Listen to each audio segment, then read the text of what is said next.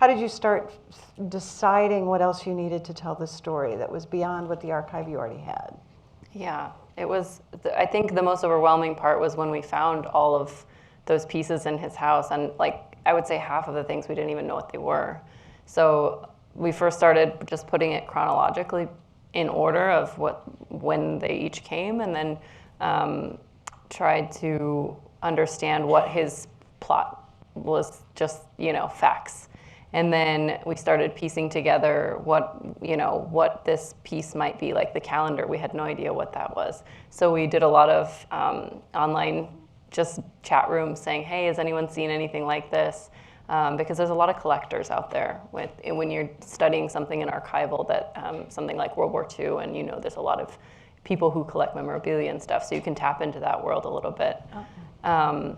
But then we turned to the National Archives, and it was during the pandemic, so they were closed, so we didn't actually get anything extra digitized, but everything that is there, what we were able to get digitally that had already been digitized. Also a museum in England, the Imperial War Museum, and then we worked with a group called Footsteps Researchers, and they help track a certain veterans unit within the military, and where all the reports that would come back.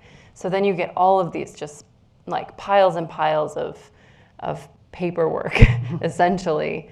And I think when you have that, it can be overwhelming, but you start to realize, okay, we're having this so we can tell a story. What are the pieces of story? We need theme, we need setting, we need characters.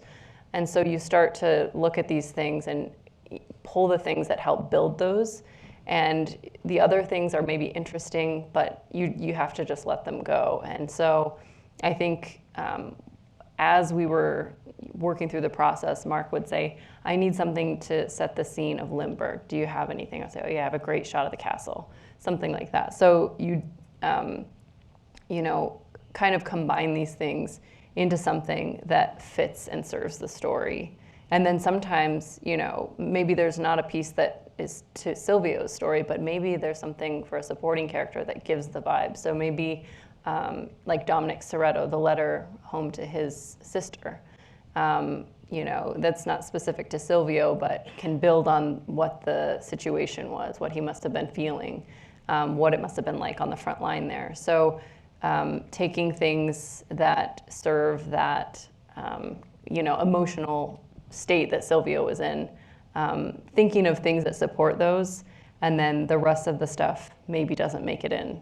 It's just always serving the story, and often that's not just the plot. Often it's the setting, often it's the characters, themes and stuff. So, and also the director, you need things to depict a scene that you could never get archival of, like the river crossing or what was like in the train car. And so for that, we, Mark touched on, but found journals of prisoners of war who were at the same camp Silvio was, and they had written what it was like and sketched out drawings of the camp. And so we used those with Drew Christie, the animator, and he derived the characters in that style and then put them in the world so that we could pull from that. So I think with the archival, it's just, how does this serve the story, and how can I pull things that are artistically relevant to putting the audience there?